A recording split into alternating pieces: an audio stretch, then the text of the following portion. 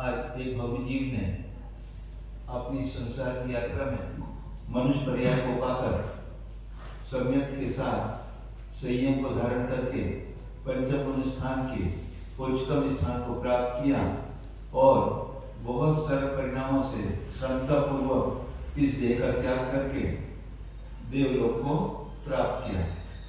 उस जीव के लिए भव्य विनयान्जलि सभा आयोजित की गई है इस भाव से कि जैसे इस जीव को ऐसी संलेखना प्राप्त हुई है, हमें भी ऐसी संलेखना प्राप्त हो, हमें भी ये भाव हमारा संलेखना पूर्वक हमारा ये शरीर छूटे। इस विषय में जो जो लोग उनके संपर्क में थे उनसे हम शुरू करते हैं। सबसे पहले ये पद्मश्री को देना।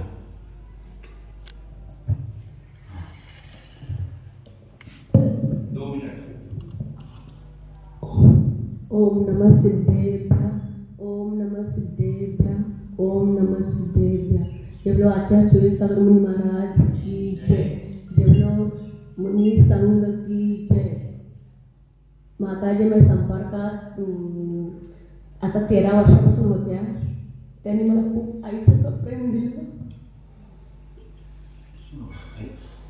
त्यांच्या संपर्कात येऊन मी खूप काही त्यांच्याकडून शिकले आणि त्याला मला लहानपणापासून म्हणजे जेव्हापासून झाले त्यावेळेपासून मला सांभाळून घेऊन आतापर्यंत त्यांनी मला हे दिलं।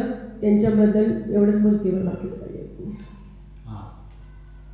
इनके संपर्क बहुत ज्यादा नहीं रहा। मखदूम मौसी के साथ में बहुत संपर्क में रही। मखदूम मौसी भी उनके विषय में 2 शब्द बोलेंगे।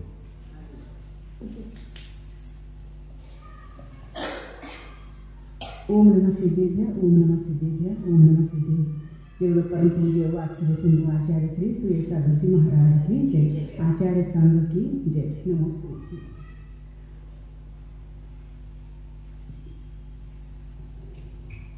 माताजींचं सगळ्यांच्यावर लय करुणाभाव होतं, दयाभाव होतं आणि आम्हाला मोक्ष मार्गामध्ये त्यांनी प्रशस्त करत होते।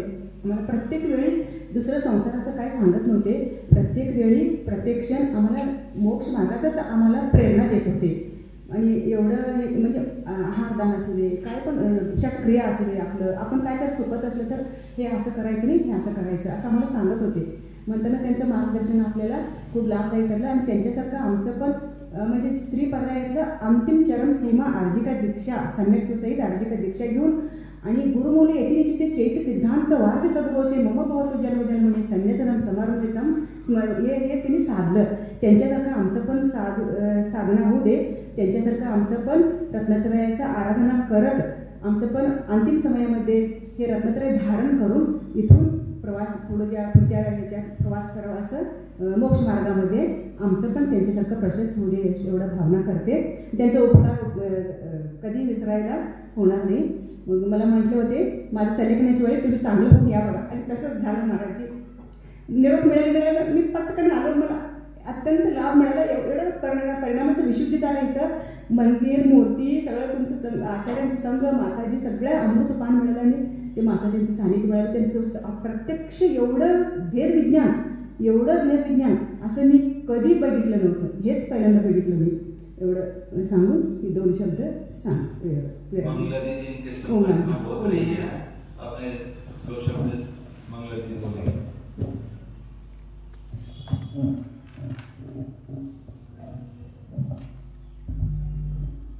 देवलोपार्षणार्थ भगवान की जय, आचार्य श्री सागर महाराज की जय, मुनि संघ की जय, हरिका संघ की जय। ज्या आपल्या ह्या ठिकाणी उत्तम अशी आत्मसाधना करून त्यांनी संलेखना साधून अशा परमपदाला प्राप्त झालेल्या ज्या समाधीशील मातेजी होत्या, वैरागपासून त्यांचा माझा संपर्क, त्या जरी प्रतिमाधारी होत्या तरी मी जेव्हा आली तेव्हा मला त्यांनीच प्रेरणा केली की ताई आता त्यांनी आमच्या संघाला सोडून जायचं नाही आणि आमच्या माताजीकडून खूप प्राप्त करा आणि मला सुद्धा तुम्ही काही वाचून दाखवण्याबद्दल कोणत्या पूजेमध्ये मला साथ द्या. आणि त्यांनी खरोखरच मलाही मी इकडे वयावृत्तीमध्ये असली की माझं अष्टद्रव्य वगैरे त्यांनी तयार करून रूमवरून घेऊन यायचं आणि चला मंगल ते आपण पूजन करू. प्रत्येक याच्यामध्ये आहाराला जाताना पण अगोदर मला आवाज द्यायचा, चला आपण आहार करायला जाऊ. आणि सगळ्या गोष्टीमध्ये त्यांना एवढी आतुरता होती, एवढं प्रेम होतं त्यांच्याकडे की म्हणजे त्या प्रेमाला आपण वर्णन करू शकत नाही. आणि सगळ्यांना त्यांनी वात्सल्य दिलं, प्रेम दिलं आणि शेवटी त्यांनी सगळेच शुल्लिका व्रत धारण करून नंतर शुल्लिका व्रतामध्येही त्यांच्या शक्तीनुसार त्यांनी खूप पालन करण्याचे प्रयत्न केले.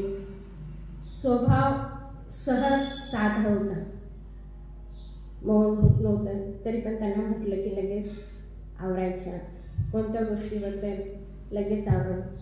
आणि लगेच त्यांना शेवटी मला सगळे दीक्षा नाही, अगोदर माझी सल्लेखना साधा मंगलताई आणि नंतर तुम्ही दीक्षा घ्या. खूप त्यांच्या मनामध्ये हे होतं की माझी अशी उत्तम म्हणजे समाधी झाली पाहिजे. ते म्हणायचे हो होणारच. तर असे हे त्यांनी परिपूर्ण आत्मसाधनेला जे काही कारण आहे ते त्यांनी प्राप्त करून आज त्यांनी आपल्या अंतिम श्वासासोबत आत्मसाधना करून घेतलेली आहे. आणि अशीच आमच्या जीवनामध्ये सुद्धा पावलापावलांनी आत्मसाधना होऊन पूर्णतेची प्राप्त व्हावी ही आचार्य सिंहच्या चरणी, माताजीच्या चरणी विनंती करते आणि त्यांना श्रद्धांजली. समिती श्री माताजी.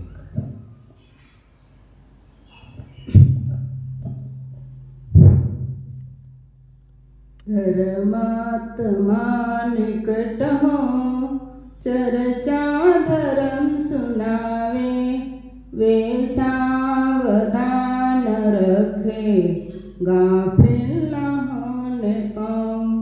जबलपुर 1008 पार्श्वनाथ भगवान की जय. जबलपुर पूज्य आचार्य शांति सागर जी महाराज की जय. जबलपुर पूज्य आचार्य सुंदर सागर जी महाराज की जय. जबलपुर पूज्य आचार्य शिव सागर जी महाराज की जय. आपण कुणाजवळ राहायचं आणि कुणाला आपल्याजवळ ठेवून घ्यायचं हे आपल्या जीवनात निर्णय झाला पाहिजे. तसं शुद्धम श्री माताजींना त्यांना आपल्याजवळ ठेवून घेतलं आणि त्यांच्या जीवनाचं सोनं केलं आणि सगळं हे श्रेय शुद्धम श्री माताजीला. त्यांची दीक्षा झाली, माताजींची दीक्षा झाली. एखादं म्हटलं आता माझी दीक्षा झाली, ह्या तुम्ही कुठं पण जा, पण माताजीनं त्यांना सोबत घेऊन आले. आणि त्यांचा स्वभाव कसा एकदम लहान बाळासारखं निरागस, कुठल्याही मनात पाप नाही आणि प्रत्येक गोष्ट करायची. असं त्या हौस कधी त्यांना आळस कुठल्या गोष्टीचा नव्हता. आणि त्याच्यामुळं आणि आमच्या प्रत्येकीच्या मागं लागायचं की लहान बाळासारखं मला हे करून दाखवा, ते दाखवा, ते दाखवा. आणि आम्ही पण त्यांचं पुण्यच एवढं होतं की ह्या दोन माताजींना तर त्यांचे खूप लाड पुरवले आणि त्यांना खूप म्हणजे मजबूत केलं की ध्यान धरा, तेच जाऊ द्या. म्हणजे त्यांना सगळं शिकवलं ह्या दोन माताजीच. म्हणतात ना भाग्यवंताच्या दारात भाग्य बरोबर चालून येतं, तसं आमच्या जीवनात ह्या दोन माताजी म्हणजे आम्हाला आपोआपच आम्हाला त्यांचा सहवास लाभला आणि त्यांच्यामुळे आम्ही खूप शिकलो. आता त्यांच्याबद्दल सांगायचं खूप, सगळ्यांना तोच अनुभव आहे. निरागस, सगळ्यांना खाल्लं का पिल्लं का, पैसे जरी कमी असले तरी चालते, पण भावना फार मोठ्या असतात. भावनेच्या बळावरच आपण सगळं काय करू शकतो. आम्ही समाधी श्री माताजीकडनं शिकलो. तर मरणकंडिका वाचताना पण त्यात खूप यायचं क्षपक राजाचं, तर त्यांना वाचून दाखवायचं. त्यांच्यामुळे मला पण ते वाचायला भेटलं. त्यातली त्यांना सगळं वाचून दाखवायचे. जसं जसं ते क्षपक राजाचं कसं संस्थारूढ कसं होतं, ते क्षपक राज कसं खुश होतो, सगळ्यांना कसं क्षमा मागतो, अगदी प्रॅक्टिकली आम्हाला आचार्यशींनी ते सगळं आम्हाला शास्त्रात वाचणं वेगळं आणि प्रॅक्टिकली बघायला भेटणं हे खूप मोठं आपलं भाग्य. आणि परत खूप त्यात मरणकंडिकेत लिहिलेलं आहे. शपथ त्याच्यात माझं जे आलं होतं जर क्षपकराज त्या काळात आर्यंत सिद्धांचं नाव घेत असत तर त्याची खूप मोठी कर्माची निर्जरा होती आणि त्यांनी शेवटपर्यंत आर्यंत सिद्ध नाव घेतच होत्या. किती काय सांगावं तर कमीच आहे. त्यांचं माझं पूर्वजन्मीचं काही ऋणानुबंध असेल आणि मला आचार्यश्रींनी माझं मोठं भाग्य हे की मला आचार्यश्रींनी त्यांचं वयोव्रत करण्याचं भाग्य दिलं. हे मला भाग्य दिलं, चान्स दिला.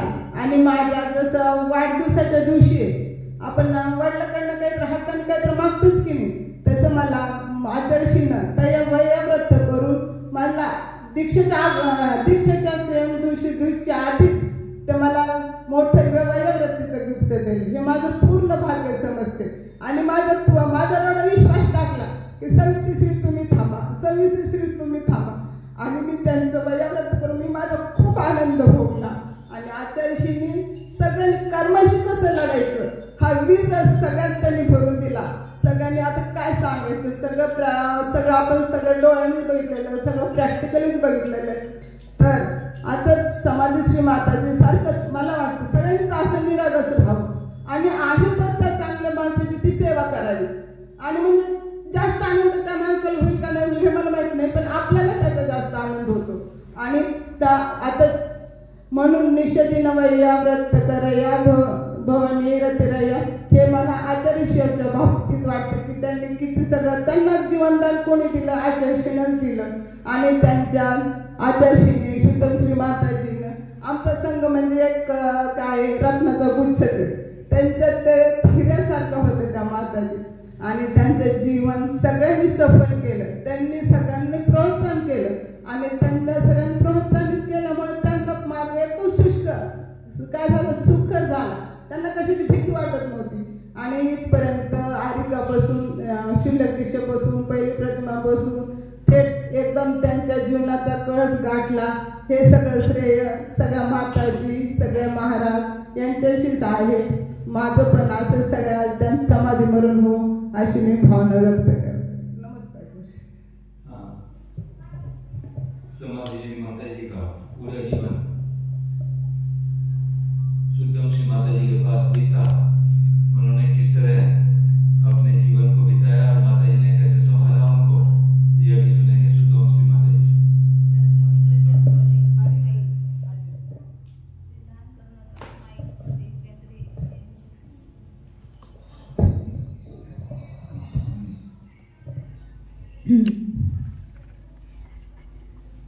गुरु बिन कोण दाखवित वाट. जसे गुरु ब्रह्मा, गुरु विष्णू, गुरु देवता. आपल्या याच्यामध्ये पण जीवनदर चरित्रमध्ये पण आलं तर गुरु ही देवता आहे.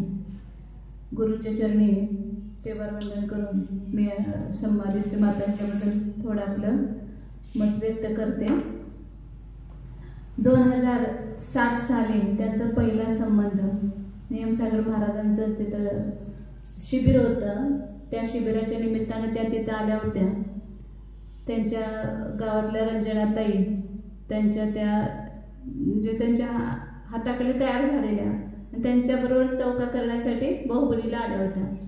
मग आमच्याजवळ त्याला कोण नव्हतं मदतीला, स्वयंपाक वगैरे सगळं करायला, चौका करायला.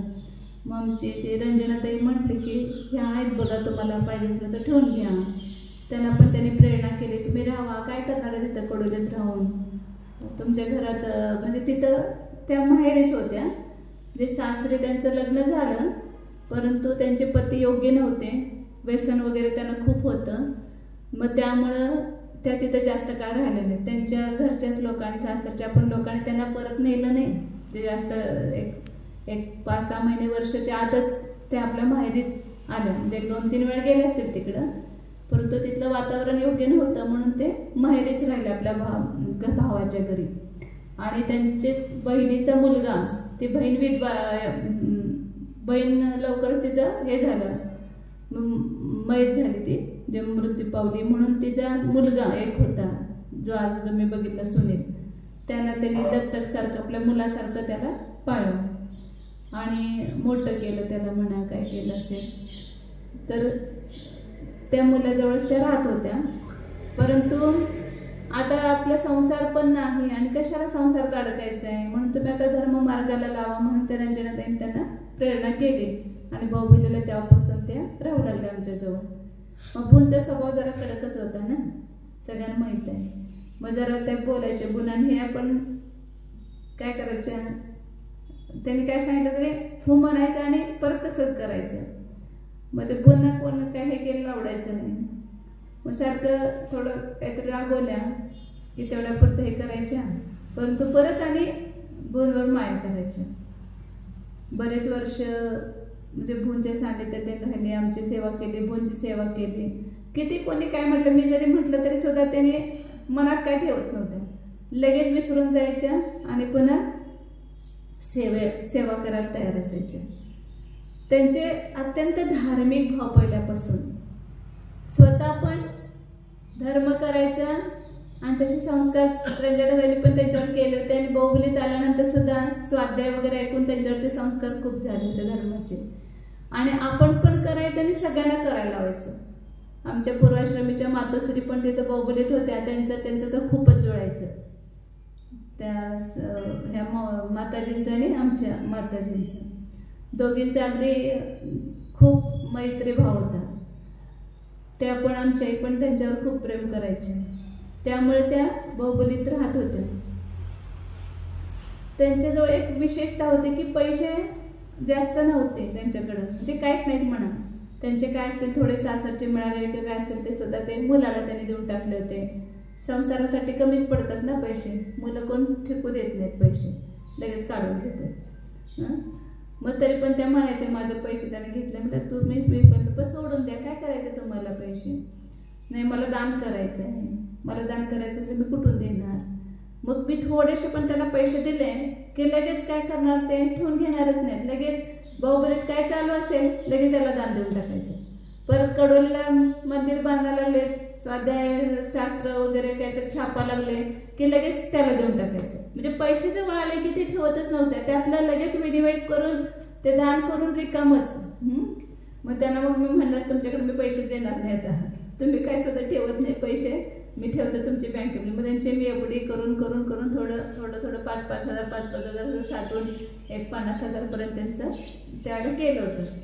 मग त्यातलं सुद्धा त्या प्रत्येक वेळा दान द्यायचं. कुठे श्रवण वेगवेगळा केलं, जर 2-3 हजार त्यांना खर्चाला दिले की ते सुद्धा सगळं दान करून यायचं. म्हणजे दान करण्याची प्रवृत्ती खूप होती. आणि तिथं असलं तरी सुद्धा कोण महिला आल्या, कोण निराश्रित आल्या की लगेच त्यांची सेवा करायला तत्पर.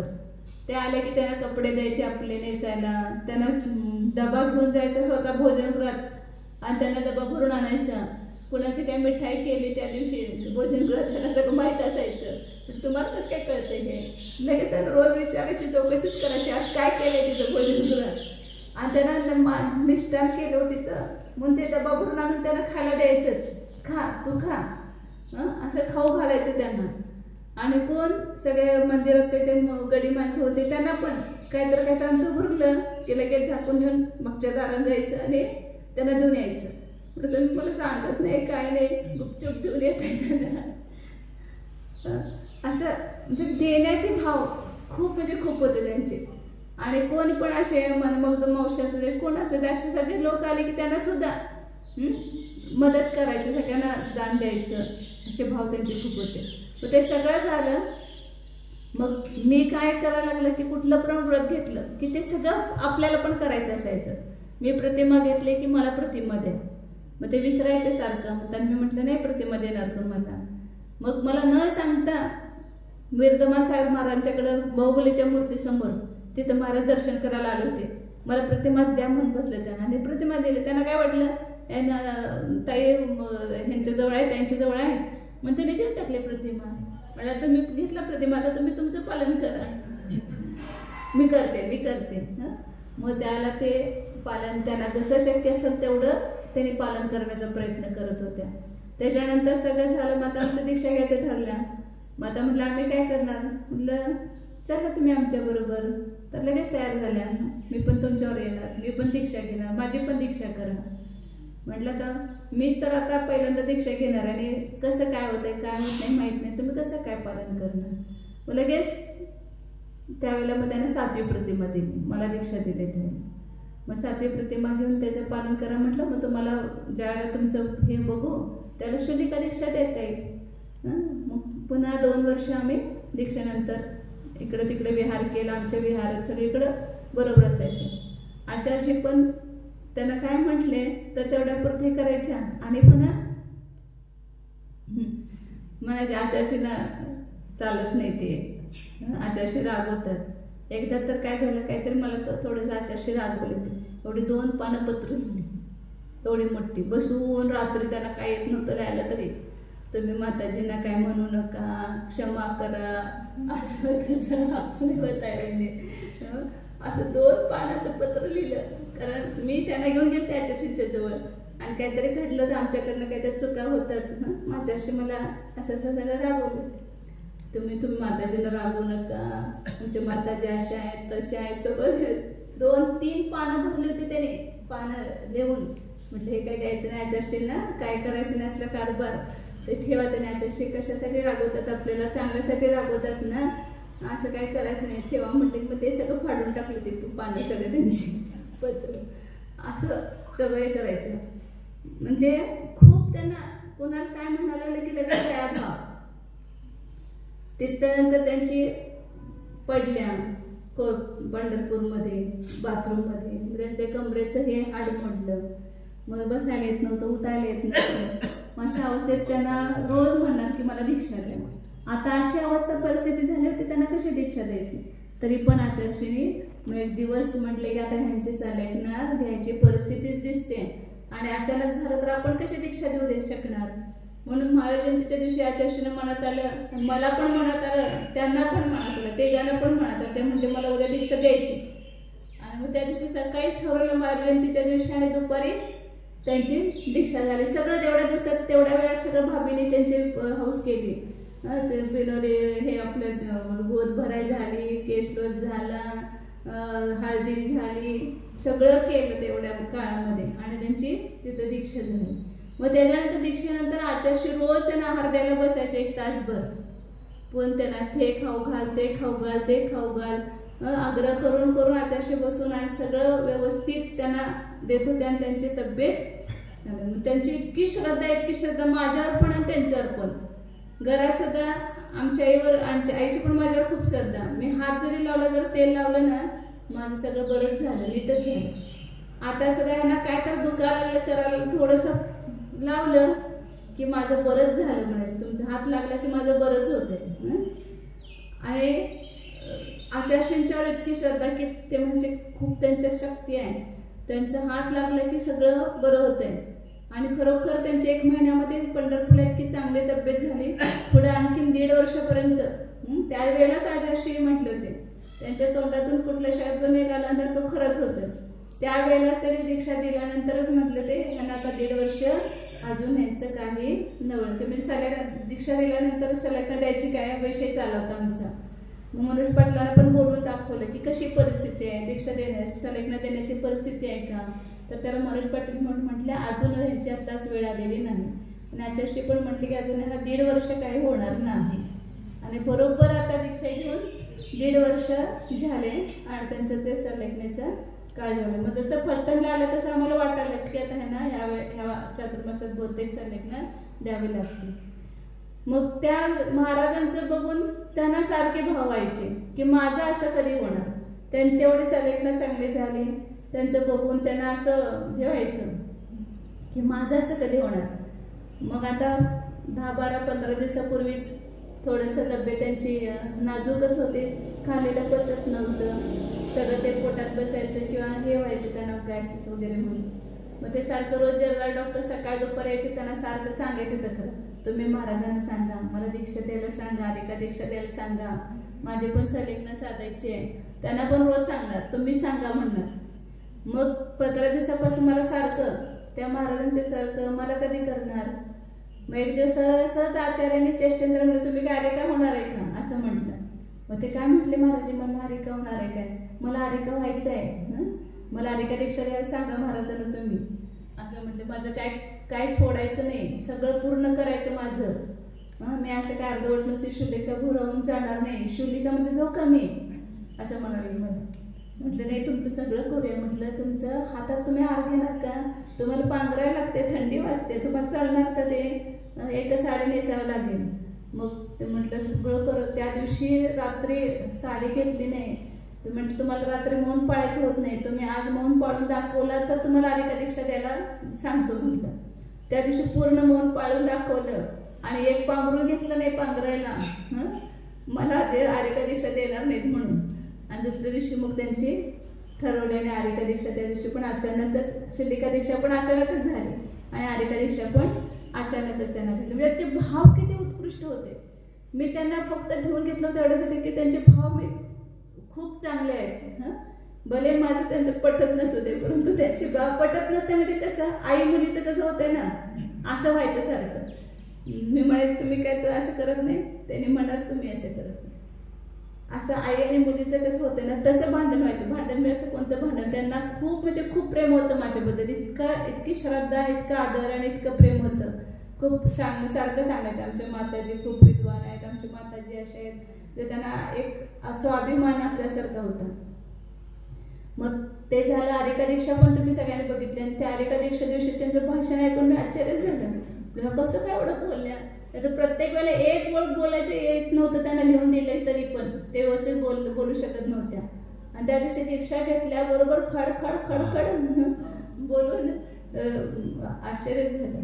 मग त्याच्यानंतर आरिका झाल्यानंतर परत त्यांना तब्येत चांगली व्हायला लागली. ते म्हटले की आचार्य मला बसून हार दिला की माझं चांगलं होते आणि मी आता विहार करणार आहे. भाभीनं म्हटले मी पंढरपूरला आता विहार करत येणार आहे, तुमची प्रतिष्ठा मला बघायची आहे पंढरपूरची, ते मंदिर बघायचं आहे. तुमचं पंढरपूरलाच तर माझं चांगलं झालंय म्हटले आणि मला तुमची क्षमा मागायची आहे. म्हणजे तुम्हाला खूप त्रास दिला. ते प्रत्येक त्याला ते भाभींचे आले तर त्यांना अगोदरच म्हटले त्यांना बोलून घ्या, मला त्यांची क्षमा मागायची आहे भाभींची, मी खूप त्रास दिलाय त्यांना. कारण तिथं सुद्धा आणि हे त्यांचं पुण्य बघा किती, की पंढरपूरला आलो तर सगळ्या भाभी त्यांना वाढायला बसायच्या. सुजाता भाभी, सुषमा भाभी बसून त्यांना जीव घालायच्या. तिथनं नातेपतीत आलो तर तिथलं सुद्धा सगळ्या श्राविका त्यांची सेवा करायच्या. तिथं गेले माताची त्यांची सेवा करायच्या. सगळीकडे म्हणजे पुणते तसं सगळ्यांना प्रेमच लावत होते. आणि इथं पलटणमध्ये आल्यावर पण प्रत्येकानं पकडणार, प्रत्येकानं आपल्याजवळ. हे संगीता बाबी तर आमच्याजवळ बसणार नाहीत, खरं सरापांच्या त्यांच्याजवळ पण बसणार सारखं. म्हणजे सगळ्यांना ते तसं लावतच होते प्रेम. आणि करून पण घेत, म्हणजे त्याच्याकडे टॅक्ट होते आपलं करून घ्यायचं, आपली सेवा कशी करून घ्यायची ही टॅक्ट त्यांच्याजवळ होती. खूप म्हणजे असं हुशार असायचे त्या बाबतीत. आणि स्वतःचीच नाही, सगळ्यांची करायला लावणार. तुम्ही ते माताजींचं करा, ते तुम्हाला सगळ्यांना लावणार का मला, तुम्ही हे माताजींचं करा. म्हणजे त्यांचे भाव अतिशय उत्कृष्ट होते. आणि शेवटपर्यंत त्यांचे ते शेवटी तर इतके सरलेखाचे भाव उत्कृष्ट. मी म्हटलं की मोठमोठ्या आचार्यांचं सुद्धा मी अशी सलेखना झालेली बघितली नाही. अचानक झालं का हार्ट अटॅक आला, असं झालं तसं झालं, गेले. अशी विधीपूर्वक सलेखना घेऊन जाणं आणि त्या सलेखनाचा आनंद लुटणं, त्यांनी जो आनंद लुटला तो खरोखर बघण्यासारखा होता. 3-4-5 दिवसात तरी त्यांचे सगळे व्हिडिओ सुद्धा बघा, त्याच्यामध्ये अगदी कसे बोलले ते. तर अतिशय ते संस्कारारोहण करताना किती आनंद झाला की मी त्या संस्कारावर बसणार आहे, माझ्यासाठी चाललंय ते. काल ते आणून ते वंदे ह्याच्यात लावलं ना खोलीत, ते सगळं बघून आचार्यशीनं किती हौस आहे, माझी किती हौस केली, किती उत्साह आहे त्यांना. म्हणजे एक त्यांच्याबद्दल त्यांनी किती रागवलं तर सुद्धा कधी मनात त्यांनी घेतलं नाही. आणि परत त्यांची श्रद्धा जी होती त्याच्यामुळे त्यांचं बरं व्हायचं. खरं वास्तविक बरं कशाने होत असते, काही नसते, श्रद्धा भाव जो ते उत्कृष्टता परिणामांची, त्याच्या निमित्तानं जे पुण्याचा बंध होतो आणि पापाचं पुण्यामध्ये संक्रमण होते, त्याच्या निमित्तानं खरं बरं होत असते. आणि त्यांची तशी ती श्रद्धा, धर्मावर अतिशय गाढ श्रद्धा, भगवंतांच्यावर श्रद्धा, गुरुवर श्रद्धा, शास्त्रावर श्रद्धा, आगमावर श्रद्धा, प्रत्येक गोष्टीवर त्यांची श्रद्धा होती. आणि त्यामुळे त्यांचं काय होतं तर सगळं त्यांचं कल्याण झालं, त्यांच्या जीवनाचं सोनं झालं. खरं वास्तव कसं त्यांना वाटायचं की बघा पहिला कोण नाही, पहिल्यांदा असं वाटायचं. परंतु एवढं त्यांचं पुण्य वाढत गेलं की त्यांना एवढं सगळं मुनींचा संघ, आरिका, हे सगळ्यांचं संगती त्यांना प्राप्त झाली. आणि समितीश्री माताजीने पण त्यांची खूप म्हणजे खूप सेवा केली. एक सावित्री श्री माताजी असल्यामुळे मी निश्चिंत होते, कारण ते सगळं स्वतःहून करतात मला, त्यामुळे कोणती गोष्ट त्यांना सांगावी लागत नाही. काय पडेल ते करायची त्यांची तयारी असते. कुठलं पण घाण उचलण्याचं असं ते काढायचं असेल तर ते कुणाला सांगत नाहीत, स्वतः पहिल्यांदा घेतात आणि पटकन बाहेर जातात. दीदी लोकांना पण कधी सांगत नाहीत की तुम्ही हे करा आणि ते काढा म्हणून, ते स्वतः ते सगळं कार्य म्हणजे करतात. तर हे सगळं त्यांना मिळालं हे त्यांचं पुण्य. त्या माताजींचं एवढं पुण्य होतं की त्यांना असं सगळं हे संयोग घडला. वेळ झालेला आहे, आचार्य वगैरे माताजीवर पण बोलणार आहे.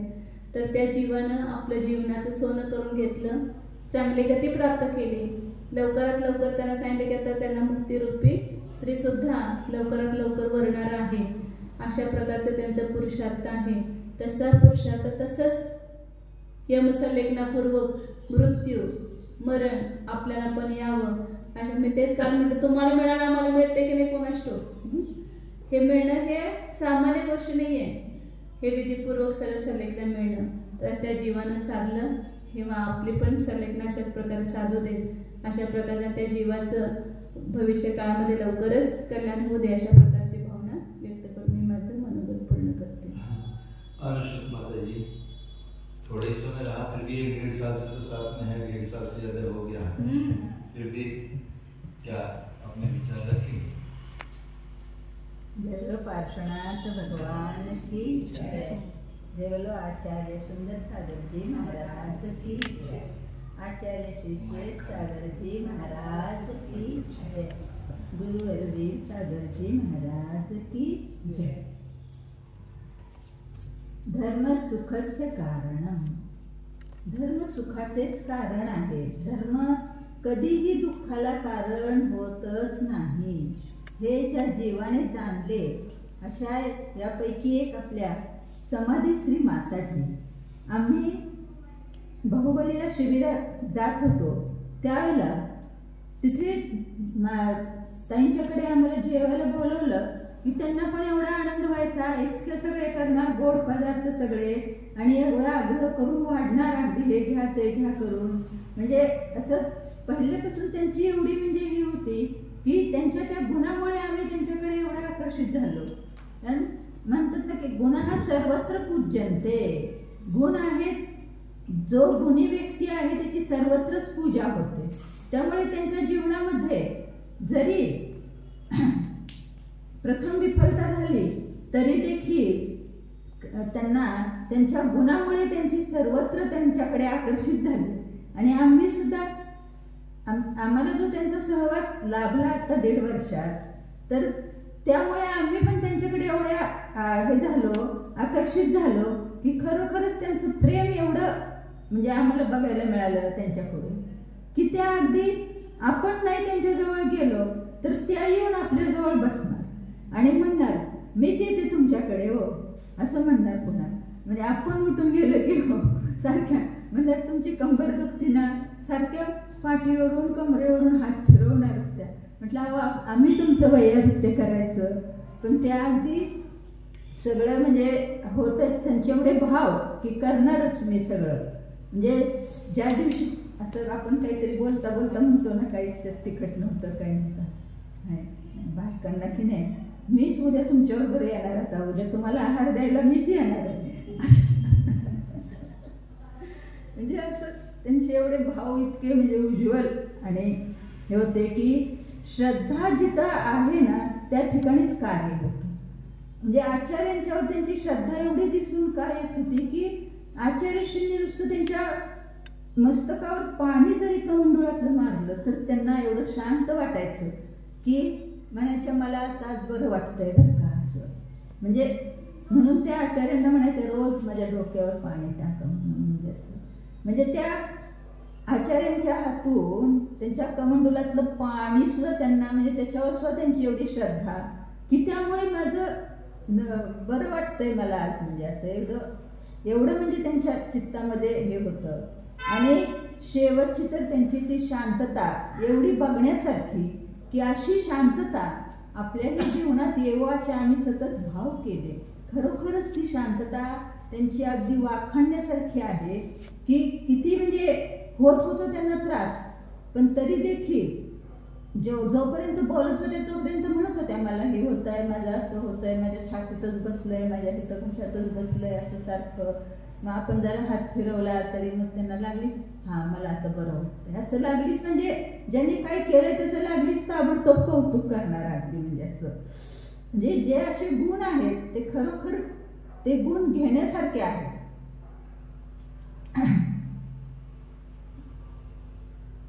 तर त्यांच्यामध्ये ज्या सर्व गुणांची आपल्या जे नजरेत आले गुण ते सर्व गुण आपल्यामध्येही अशा प्रकारचे आहेत. आपण सुद्धा देखील अशा शांततेने आणि अशी आपली देखील संलेखना व्हावी असे आमचे भाव सतत होत होते. असेच त्या जीवाला तर ज्या ठिकाणी आता गेले आहेत त्यांचा तर त्या ठिकाणी स्वर्गामध्ये हे झालेलं आहेच, प्रयाण झालेलं आहे त्या ठिकाणीच. तर त्या ठिकाणचं आयुष्य काय त्यांना जे मिळालेलं असेल ते भोगून या मनुष्य गतीमध्ये त्यांना नियमाने पुरुष जन्म मिळून ते आपल्या पुन्हा दीक्षा ग्रहण करून आपलं कल्याण करणारच. आपल्याही जीवनात अशा प्रकारची संधी आपल्यालाही प्राप्त हो, एवढ्यासाठी भरपूर पुण्य लागतंय आधी मनुष्य जीवनामध्ये. तर त्यांच्या जीवनात ते त्यांना सगळं लाभलं, तसंच सर्वांना लाभेल असं पण नाही, परंतु आपण त्याप्रमाणे भाव करत राहिलो चांगले तर आपल्यालाही सर्व काही लाभेल. तर आपलेही परिणाम सतत उज्ज्वल राहोत, त्या जीवाचाही शांती प्राप्त हो, त्या जीवालाही. एवढे बोलून मी त्यांच्या चिरंतन शांतीसाठी प्रार्थना करते. ओम नमः. बड़ी माताजी से अपने विचार रखें. जय पारसनाथ अनाथ नाथ, जय वर्धमान शिव नगर साथ. देवादिदेव पार्श्वनाथ भगवान नमस्ते. आचार्य शांतीसागरजी महाराज नमस्ते.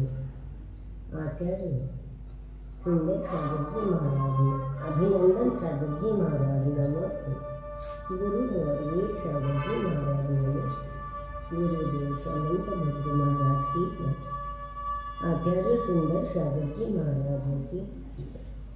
आचार्य सुंदर सागरजी महाराज की जय.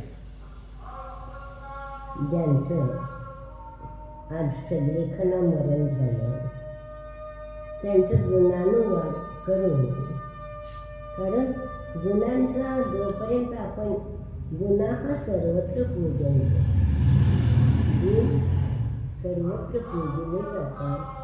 त्यांच्या ठिकाणी कोणते कोणते गुण होते पहा. आम्ही बाहुबलीला जायचो ना, आणि मग त्यांच्याकडून काहीतरी चुकायचं. माझं आज असं चुकलं, मला माताजी रागवलं बरं. माझं तेव्हा काय करू माझं लक्षातच राहत नाही. त्या सांगते ते आणि मी करते एक. सतत त्यांचे भाव काय असायचे, करायचे तर चांगले, परंतु विस्मरण. बुद्धी आहे ती कर्मानुसारिणी असते, परंतु त्या बुद्धीचा उपयोग त्यांनी आपल्या स्वतःचं कल्याण करण्यासाठी केला. तसं आपल्याजवळ पण सर्वांच्या जवळ ज्ञान आहे, आणि त्या ज्ञानाचा उपयोग कशासाठी करायचा हे त्यांनी काय केलं. इतकी ज्ञानाची त्यांना आवड असायची. आम्हाला सांगा, आम्हाला देऊन दे, थोडी सूत्र घेऊन दे, तुम्ही आम्हाला वाचून दाखवा. म्हणजे त्यांचे भाव कसे होते, ज्ञान प्राप्त करण्याचे होते. तर ज्यांनी जसे भाव असतात तसा देव होतो, प्राप्त होतो त्यांना. त्यांची सल्लेखनं उत्कृष्ट साधली अशी आमची सर्वांची पण, म्हणजे सर्वांचीच पण भावना करते. आणि त्यातल्या त्यात आम्ही पण आता वृद्ध झालेलो आहोत, तर आमची सल्लेखनं पण अशीच व्हावी असे गुरुचरणी आम्ही. श्री सागरजी महाराज.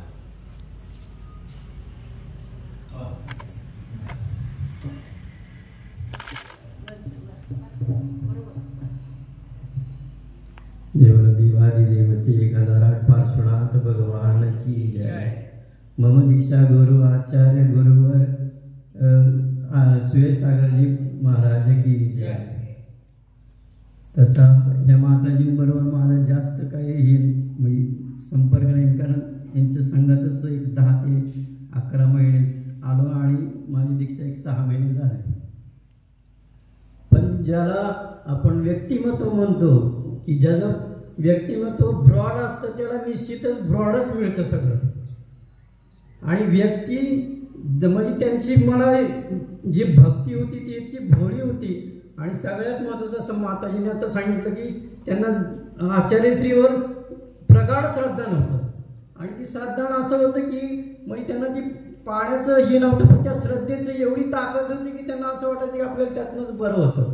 आणि मी आता या 2-3 दिवसात संलग्नाच्या वेळेस बघितलं की आचार्यवर एवढी श्रद्धा होती की बस त्यांनी पुढं असं दिसलं की त्यांचं पूर्ण म्हणजे त्यांची विशुद्धी एवढी चांगली जागृत व्हायची की बस मी एक त्यातनं एक म्हणजे असं एक चिंतन केलं की त्यांची श्रद्धा इतकी म्हणजे प्रचंड श्रद्धा होती, म्हणजे देवावर बी तेवढी श्रद्धा होती आणि ती निष्प्रह श्रद्धा होती की असं काय त्यात कुठल्या गोष्टीचं असं काही नव्हतं, असं लपवाचप केलं इतकी म्हणजे ज्याला काय म्हणतात भोळी श्रद्धा किंवा निष्प्रह श्रद्धा तसं त्यामुळे त्यांच्या ह्याच्यात एवढी ताकद होती त्या श्रद्धेमध्ये की प्रत्येक गोष्ट त्यांना ती सक्सेसफुल होणार।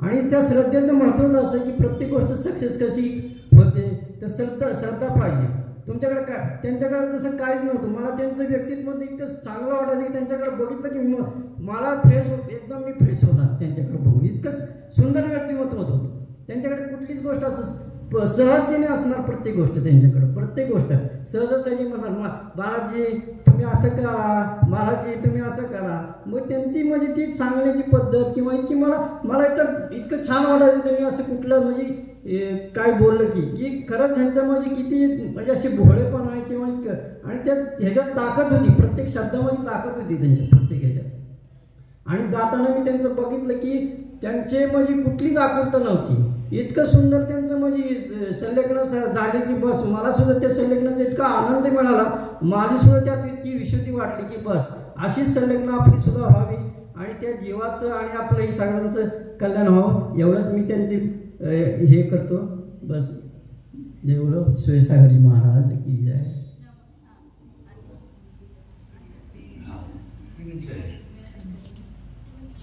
आचार्य भाव व्यक्त करावेत असं मी त्यांच्या चरणी बोले देवादेव श्री पाषाण भगवान की जय।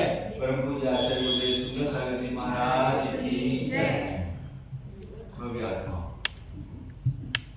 पहले मुझे परिचय नहीं था, ऐसे योग और नियोग बनते हैं कि सब वैसे ही निमित्त मिलते चले जाते हैं और कार्य की जब योग्यता होती है तो वो कार्य हो जाता है। हम कभी पहले बाहुबली का नाम भी नहीं सुने थे, श्रवण बेलगोला कोई बाहुबली जानते थे, छोटी बाहुबली तो सुनते थे, पर महाराष्ट्र में कोई बाहुबली ऐसा कुछ भी मालूम नहीं था। ऐसा नियोग बना कि माता जी के पास पढ़ने आए थे, ज़्यादा विस्तार नहीं करेंगे, आए थे तो ये छोटी सी ये अज्जी बीच में घुस के आहार देने के लिए आती थी, आदत थी सबसे पहले आहार देने की। अब जानते तो नहीं थे हम कुछ भी, फिर भी चलो कोई बात नहीं, जब नहीं जानते तो लाओ भैया पहले आप ही दे दो, और देगी और देगी और देगी, और सबसे पहले देने आते थे हमको। कोई बात नहीं, चलते चलते चलते बहुत ज़्यादा उनकी तरफ ध्यान नहीं देते थे हम, क्योंकि सारा तो पढ़ाई में माता जी की तरफ ही ध्यान रहता था। फिर योग ऐसा बना कि माता जी की दीक्षा का योग हुआ, हमें क्या मालूम था ये भी अटैचमेंट साथ में आएगा, कभी सोचा ही नहीं था। तो माता जी के भाव बने थे, तो ये भी आ गई तो आ गई। अब सब पालन कराते कराते 7 प्रतिमा के व्रत भी इनके पहले हो गए थे शायद, तो पंढरपुर में 7 प्रतिमा दे दी उनको। अब एक दिन ऐसी बीमार हुई, बीमार तो कई बार हुई कि ये शायद इसकी संलेखना हो जाएगी। और महावीर जयंती के दिन तो मैं सुबह माता जी के पास भक्ति करने के लिए हम जाते थे, थोड़ी प्रॉब्लम थी इनको, तो मुझे तो बस कहने लगी ये तो रात को जा रही थी, हम तो अब खबर भेजने वाले थे आपके पास, दिन रात मेरे स्वामी शुरू कर दिया था, ये तो रात जाने वाली थी, तो ये ऐसे ही चली जाएगी क्या? तो हमने भी सोचा आज दिन तो अच्छा है। माता जी से पूछा बताओ क्या करना है, क्या करना है, दे दे के दीक्षा इनको। आज बात हुई आज दीक्षा दे दो, सब डिसाइड हो गया। और 2-3 घंटे में केस मोचे, मंगल स्नान, हल्दी और मेहंदी सब करके 2 बजे इनकी दीक्षा हो गई। बहुत अच्छा लगा। फिर बुलाया था डॉक्टर पाटिल को, उनको भी मनोज को, सब बात हुई। तो अभी ऐसी स्थिति नहीं थी कि अभी इनका देह छोड़ने का समय है। ऐसे ही जब दीक्षा हो गए तो मेरे पास आती थी, मुझे क्या क्या खाना है आज बताओ, मैं तुम्हें जो आवड़ता तुम खाओ, नहीं आप मुझे बताओ और मेरे साथ चलो। मैं चलो भैया। तो इनको रोज बैठा के एक एक तुम्हें क्या चाहिए क्या चाहिए क्या चाहिए, उसको भी नहीं पूछता। मुझे अपने दिमाग से ये ला के दो, ये ला के दो, ये ला के दो, ये ला के दो। तो इसको कहने का तात्पर्य कि मेरे बैठने से खिलाने से नहीं, मेरे वहां बैठने से इनको बहुत तृप्ति होती थी। मतलब इनको बहुत ऐसा बल मिलता था कि मेरा आहार ठीक हो गया। चलता रहा। फिर वहां से निकले, कई बार हुआ कि जा रही है इनको दीक्षा दे दो। फिर मैंने कहा पैदल नहीं चल पाएगी। अभी 15-16 तारीख को 16 तारीख को दीक्षा दी इनको। फिर भी 2 दिन तो हमने विचार किया कि अभी तक तो हमारे ऑप्शन है कि उसको गाड़ी में ले जा सकते हैं। अब इसको आरी का बना देंगे तो फिर हम कैसे ले जाएंगे गाड़ी में। पर इनकी स्थिति को देखते हैं कि इनका खाना पीना भी बहुत कम होता जा रहा था। पूरे अन्न का त्याग करा दिया। पहले तो 15-20 दिन को 1 अन्न या 2 अन्न दिए इनको, फिर पूरे अन्न का त्याग करा दिया। और फिर बाकी भी लिक्विड भी कम होता चला गया। और अब तो बहुत कम हो गया था। तो जिस दिन इनको दीक्षा दी थी उसी दिन इनका पूरा शेड्यूल बना दिया था कि ये देंगे, इसके बाद सबका त्याग, ये सब करा दिया था इनका। पर इनको श्रद्धा बहुत ज्यादा थी। जैसे आप लोग सबने बताया, डॉक्टर के ऊपर श्रद्धा है तो गोली काम करती है। डॉक्टर के ऊपर श्रद्धा नहीं है, वो कितनी भी बढ़िया मेडिसिन दे देगा वो काम नहीं करेगी। डॉक्टर को भी यदि मालूम है कि ये पेशेंट मेरे कहने में चलेगा तो किस समय पे कौन सी टेबलेट उसको देनी है वो डिसाइड कर लेता है। पर जो मैं टेबलेट देता हूँ ये खाता ही नहीं, तो फिर रोग कैसे दूर होगा। तो श्रद्धा बहुत बड़ी वस्तु है। श्रद्धा से ही तो सम्यक्त होता है और सम्यक्त से ही भव का नाश होता है। तो श्रद्धा एक ऐसी चीज है कि यदि मुझे श्रद्धा है तो कुछ भी हो जाए फिर मेरी श्रद्धा नहीं टूटे। कुछ भी हो जाए, चाहे श्रद्धा तो ऐसी होती है कभी टूटे नहीं। जो माता जी ने अभी बताया एक चीज बीच में, मेरी श्रद्धा तो मालूम ही है आप लोगों को, मेरी तो हृदय में विराजमान है ये देवी, ये तो सबको मालूम है। और मैं ही नहीं कहता, आचार्य भी कहते हैं कितने सारे कि वो जिनवानी मातो सुयस सागर के हृदय में विराजमान है। इतना होते भी कभी क्रोध का उछला आता है तो बेटा हमारे जैसे झगड़ते हैं, हम बहुत गुस्सा भी करते हैं इनके ऊपर। ऐसे ही एक दिन प्रसंग बना था पंढरपुर में, हमने बहुत गुस्सा किया इनके ऊपर। ये भी साथ में आए, छोटे भाई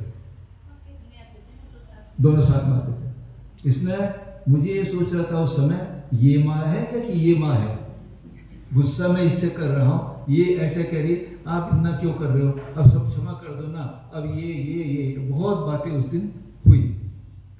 तो कहने का तात्पर्य क्या है कि श्रद्धा बहुत बड़ी चीज है। कषाय का उदाहरण एक डिफरेंट इशू है, परंतु श्रद्धा नहीं टूटनी चाहिए। कुछ भी हो जाए, चाहे कितनी भी बात हो जाए, श्रद्धा खत्म नहीं होनी चाहिए। और गुरु तो बहुत बड़ी चीज होता है। हम यहाँ आए, आज 6 साल महाराष्ट्र में होने के जा रहे, पौने 6 साल तो हो ही गए। हमने एक दिन भी, एक कदम भी अपने गुरु के बिना नहीं। सुबह 6 बजे भी जब संलेखना चल रही थी, तुरंत गुरु को फोन लगवा के सब दिखाया, उनका आशीर्वाद लिया।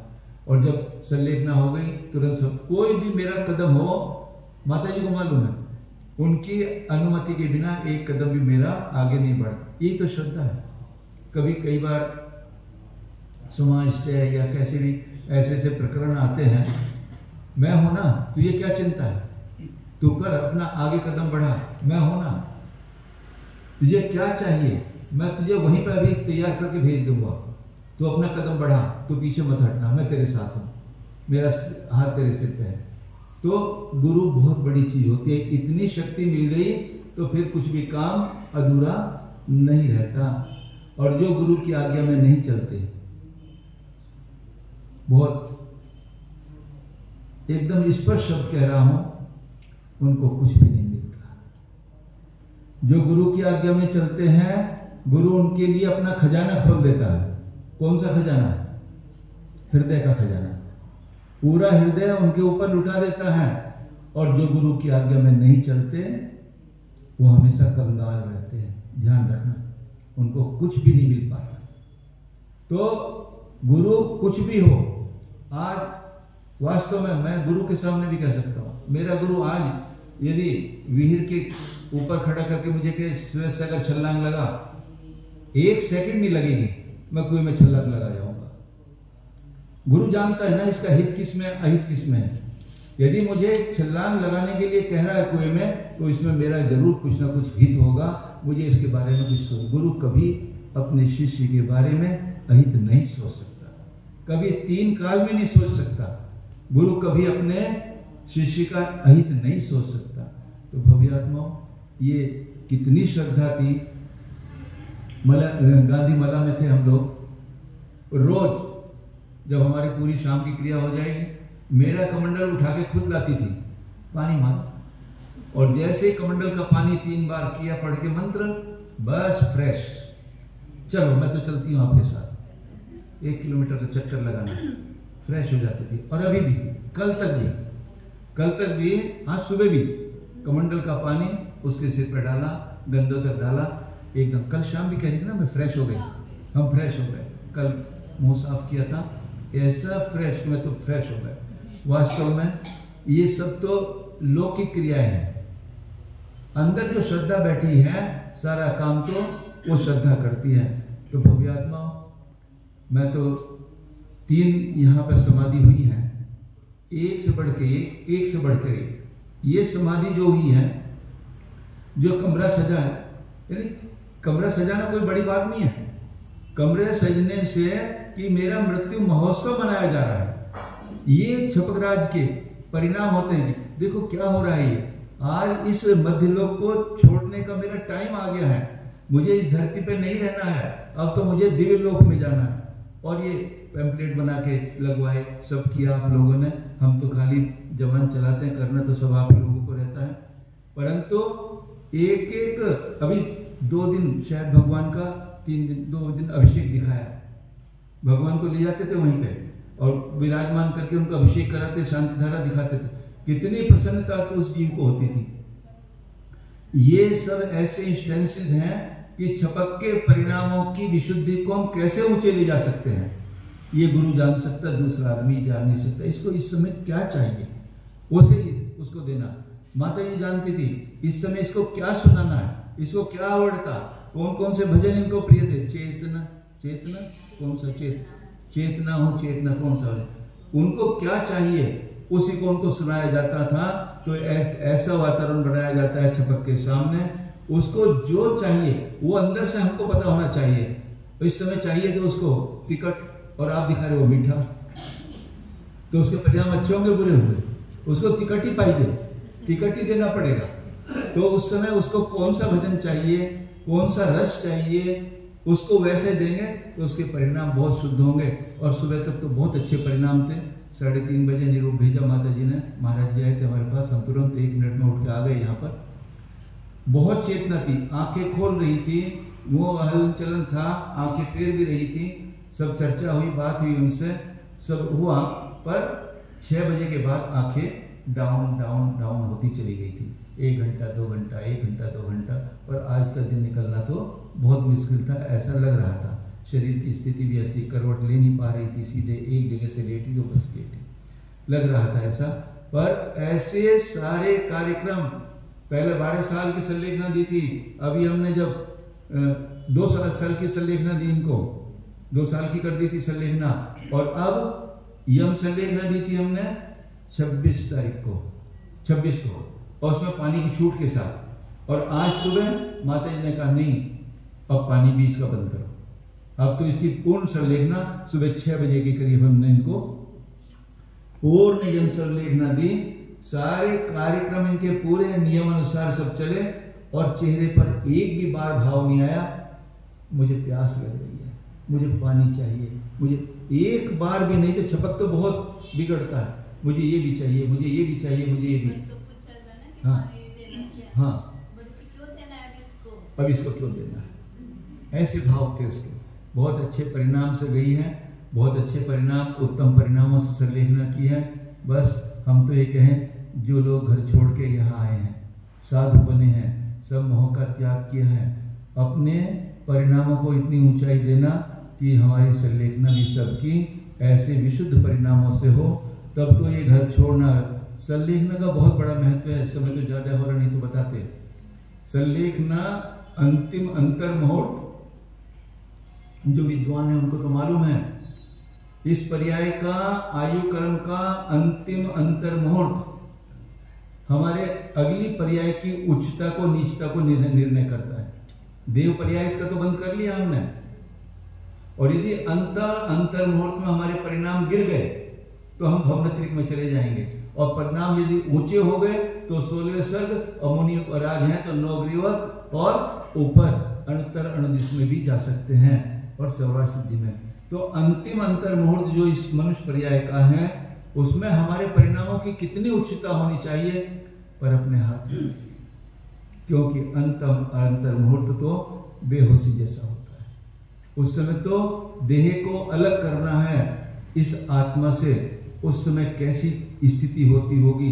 बस ये बाहर जो निमित्त मिलता है, संभालने वाले मिलते हैं, उस समय हमको कितना ऊंचा ले जाएंगे और हमारा उपयोग उनके वक्तव्य में कितना लग पाएगा, या सबसे बड़ा इंपॉर्टेंट हमारा पूर्व का अभ्यास कैसा है।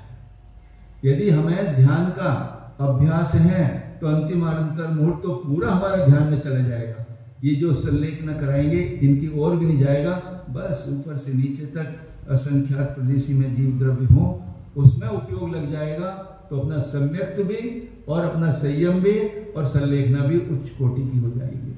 तो अभी से हमारा इस पर्याय में ऐसा ध्यान का अभ्यास बने कि अंतिम अंतर मुहूर्त में हमारे परिणामों की बहुत अधिक विशुद्धि इस समय हो। 2 बजे उठे थे रात में, हाँ, फिर मुझे बोले कि अभी थोड़ी देर सो जाओ, फिर उसके बाद में उठ के फिर सब पढ़ेंगे। हाँ, अभी थोड़ी देर आप और सो जाओ, ऐसे परिणाम थे। और कल 2 बजे वो बोले कि मुझे ध्यान सूत्र सुनाओ, फिर 2-3 सूत्र स्वयं बोले, उसके बाद उनकी बातें बंद हो गई। बहुत बहुत उत्तम संलेखना हुई। ये यही भगवान यही है कि सब जीव को ऐसी उच्च संलेखना प्राप्त हो, अंतिम समय मरण हो संलेखना पूर्वक, और ये जीव पूर्ण विश्वास है कि देवलोक ही गया होगा। और मुझे तो पूर्ण विश्वास है कि स्त्री पर्याय का भी छेद किया होगा इसने और देव बना होगा, और वहाँ भी सम्यक की चर्चा करते करते देवलोक का समय पूर्ण करे, अगला मनुष्य भाव मिले और सिद्धत्व को प्राप्त करे। बोले आचार्य गुरुदेव सुंदर सागर जी महाराज।